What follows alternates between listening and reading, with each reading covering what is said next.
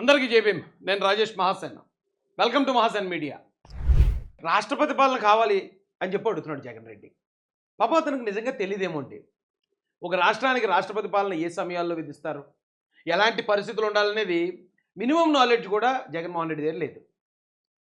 సూటిగా ఒక విషయం చెప్పాలంటే జగన్మోహన్ రెడ్డి గారికి అతను రాంగ్ ఫీల్డ్ ఎంచుకున్నాడండి. రాజకీయం అనేది అతనికి సూటబుల్ కానే కాదు. అతను కూడా ఒక అనిల్ అంబానీలా, లేకపోతే ఒక ముఖేష్ అంబానీలా, ఒక అదానీలా, ఓ బిజినెస్ మ్యాన్లా ఉండి ఈ పార్టీకి ఎవరినన్నా ఒక మంచి నాయకుడిని పెట్టి ఈ పార్టీని అతను వెనకుండి డబ్బులు పెట్టుబడి పెట్టి నడిపిస్తూ ఉంటే బాగుంటుంది. ఎందుకంటే ఇతను ఎప్పటికీ లీడర్ కాలేడు. నాకు తెలిసి ఆ కేతిరెడ్డి వెంకటరామరెడ్డి అందరితో కొంచెం మంచిగానే ఉంటాడు, కొంచెం నాలెడ్జ్ కూడా ఉంది. అతను లీడర్ అతను. కాబట్టి వైఎస్ఆర్సీపీకి జగన్మోహన్ రెడ్డి నాయకుడిగా రాజీనామా చేసేసి వైఎస్ఆర్సీపీ కొత్త అధ్యక్షుడిగా కేతిరెడ్డి వెంకటరామరెడ్డిని ప్రకటిస్తే ఈ పార్టీ ఓ 10-15 సంవత్సరాల తర్వాత అన్న మనుగడలోకి వచ్చే అవకాశం ఉంది. జగన్ గారి మాటలు ఇప్పుడు వినిపిస్తాను మీకు. ఆయన మాటలు కనుక వింటే 10-15 సంవత్సరాలు కాదండి, ఇక ఎప్పటికీ ఈ పార్టీ మనుగడలోకి రాదు, కనీసం ఒక ఎమ్మెల్యే కూడా నెగ్గదనేది మీకు అర్థమైపోద్ది. మేము ఇంకోటి చూపిస్తాను రండి. రాష్ట్రంలో రాష్ట్రపతి పాలన విధించాలటండి. ఏమంటే మాజీ ముఖ్యమంత్రి జగన్ రాష్ట్రంలో జరుగుతున్న దారుణాలను గవర్నర్ చూసి చూడనట్లు వ్యవహరించకూడదు. సుప్రీంకోర్టు న్యాయమూర్తిగా పనిచేసిన అనుభవం గవర్నర్కు ఉంది. రాష్ట్రంలో రాష్ట్రపతి పాలన విధించాలని మాజీ ముఖ్యమంత్రి జగన్ చెప్పాడు. అంటే ఇతనికి ఎలా ఉందంటే పాపం అంటే అన్నారు కదా, ఇమ్మీడియట్గా ఇప్పుడు తెలుగుదేశం ఈ కూటమి ప్రభుత్వం ఏదైతే ఉందో ఇమ్మీడియట్గా పడిపోవాలి, నేను వెంటనే సీఎం అయిపోవాలి, నేను వెంటనే సీఎం అయిపోయి సంతకాలు ఇటీయాలి. ఈ ఆస్తులు లేకపోతే ఇసుక మీద వచ్చే ఆదాయం, లిక్కర్ మీద వచ్చే అక్రమ ఆదాయం, ఈ ఆదాయాలన్నీ ఆగిపోయాయి. ఇప్పుడు ఏం చేయాలి, ఎలా చేసైనా సరే ఇమ్మీడియట్గా రాష్ట్రపతి పాలన వచ్చేసి వీళ్ళు కూలిపోవాలి అతని కోరిక.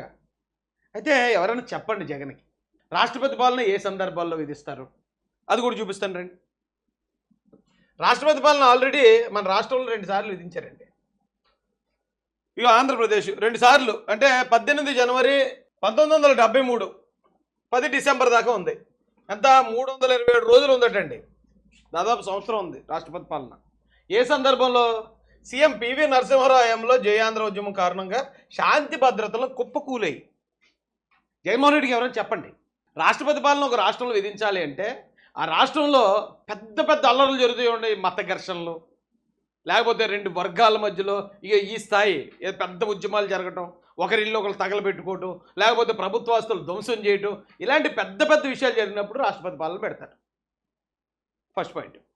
ఇక రెండోసారి ఎప్పుడు పెట్టారు? ఉమ్మడి ఆంధ్రప్రదేశ్ను విభజించి ప్రత్యేక తెలంగాణ రాష్ట్రాన్ని ఏర్పాటు చేసేందుకు ఆంధ్రప్రదేశ్, తెలుసు కదా ఆంధ్ర తెలంగాణ గొడవలు. ఆ గొడవల సమయంలో కిరణ్ కుమార్ రెడ్డి గారు కూడా లేదు కుదరదని చెప్పి ఆయన వ్యతిరేకించిన ఆ సమయంలో అప్పుడు కూడా రాష్ట్రపతి పాలన పెట్టారు. ఇది రెండవ ఉదంతం ఆంధ్రప్రదేశ్లో. జనరల్గా ఎప్పుడు పెడతారంటే అండి, ఇప్పుడు కూటమి ప్రభుత్వం ఉంది, కూటమి ప్రభుత్వంలో ఉన్న ఎమ్మెల్యేలు ప్రతిపక్షం అంటే ఇప్పుడు జగన్తో చేతులు కలిపేశారు అనుకోండి 100 మంది ఎమ్మెల్యేలు, అప్పుడు ఏమైనా అవిశ్వాస తీర్మానం పెడితే అప్పుడు వాళ్ళ గవర్నమెంట్ కూలిపోయే పరిస్థితి ఉంటుంది. కానీ ఏమన్నా చిన్న చితక మెజారిటీ ఆ కూటమిది 164, జగన్మోహన్ రెడ్డికి 11. పోనీ ఏమైనా దగ్గరగా ఉన్నారంటే ఏదో ఒక 20 మంది ఇటే పడారంటే ఏమైనా తేడా వస్తుంది అనుకోవడం కూడా లేదు. ఆంధ్రప్రదేశ్ ప్రజలు అసలు ఇతన్ని లేవనివ్వకూడదని డిసైడ్ అయిపోయారు జగన్ని. ఇతను అసలు లేవడానికి వీల్లేదని 11 సీట్లు కూర్చోబెట్టారు. అంటే ఆ అవకాశం కూడా పాయే. అస్సాంలో ఉన్న విదేశీ పౌరులకి, అస్సాం స్థానికులకి జరిగిన గొడవల సమయంలో అస్సాంలో పెట్టారు. ఇలా పెద్ద పెద్ద అల్లర్లు జరుగుతాయండి. లేదా అప్పుడున్న ప్రభుత్వం తనకున్న విశ్వాసాన్ని కోల్పోవటం, అంటే వాళ్ళ ఎమ్మెల్యేలు అందరూ పక్క పార్టీతో చేరిపోవటము, లేకపోతే అవిశ్వాస తీర్మానం పెట్టి కూల్చేయటం, ఇలాంటివి ఏమైనా జరిగినప్పుడు పెడతారు రాష్ట్రపతి పాలన. అంతేగాని ఎక్కడో పల్నాడులో ఎవరో 2 రౌడీ షీటర్లు కొట్టుకున్నారనో, వినుకొండలో ఎవడో ఒక వ్యక్తి ఇంకో వ్యక్తిని పాత కక్షలతో చంపాడను, లేకపోతే మరో చోట ఎవడో వచ్చి ముక్కు గిల్లేసాడను, జగన్మోహన్ రెడ్డి వెళ్ళి అక్కడికి వెళ్ళి దాన్ని ఏదో బోతద్దులు చూపించేస్తే రాష్ట్రపతి పాలన పెట్టరండి. అయితే జగన్మోహన్ రెడ్డి గారు ఇంకోటి మీరు గుర్తుపెట్టుకోవాల్సిన మెయిన్ పాయింట్ ఏంటంటే, మీరు ఎవరిని డిమాండ్ చేస్తున్నారు రాష్ట్రపతి పాలన పెట్టమని? అసలు రాష్ట్రపతి పాలన ఎవరు పెడతారో తెలుసా మీకు? కేంద్ర ప్రభుత్వం పెడుతుంది. కేంద్ర ప్రభుత్వాన్ని మీరు రాష్ట్రపతి పాలన పెట్టమంటున్నారు. ఏది? ఆంధ్రప్రదేశ్లో. ఆంధ్రప్రదేశ్లో ఉన్న ప్రభుత్వం ఎవరిది? ఎన్డీఏ కూటమిది, అంటే కేంద్ర ప్రభుత్వందే. మీ ప్రభుత్వాన్ని మీరే కూల్చేసుకోండి. ఏదో హలో బ్రదర్ సినిమాలో నీ జుట్టు నువ్వే చెరిపేసుకో, నీ బట్టలు నువ్వే చింపేసుకో అన్నట్టు మీరు డైరెక్ట్గా కేంద్ర ప్రభుత్వం అంటే బీజేపీనే మీ గవర్నమెంట్ని పడగొట్టేసుకోండి. ఇక్కడ మీరు రాష్ట్రపతి పాలన పెట్టుకోండి. ఏమండి కొంచెం ఆలోచించండి సార్ మీరు. ఇంతలాగా చిన్నపిల్లల్లో మీరు స్టేట్మెంట్లు ఇస్తూ ఉంటే మీ వెనకాతలు ఉన్న వాళ్ళకి మీ మీద నమ్మకం, మీ లీడర్షిప్ మీద ఎలా నమ్మకం వస్తుంది? అరే ఏంటి జగన్మోహన్ రెడ్డి ఇలా బిహేవ్ చేస్తున్నాడు? ఎందుకంటే అందరూ మీలాంటి వాళ్ళు ఉండరు కదా, తెలివైన వాళ్ళు కూడా ఉంటారు. రాష్ట్రపతి పాలన అంటే ఏంటి? ఇక్కడ ఎన్డీఏ ప్రభుత్వం, పైన ఎన్డీఏ ప్రభుత్వం, ఒక ఎన్డీఏ ప్రభుత్వం ఇంకో ఎన్డీఏ ప్రభుత్వాన్ని ఎందుకు కూల్చుకుంటుంది? అరే మినిమం నాలెడ్జ్ అండి ఇది. మీకు ఏదో జరిగిపోవాలనిపిస్తుంది ఇమీడియట్గా.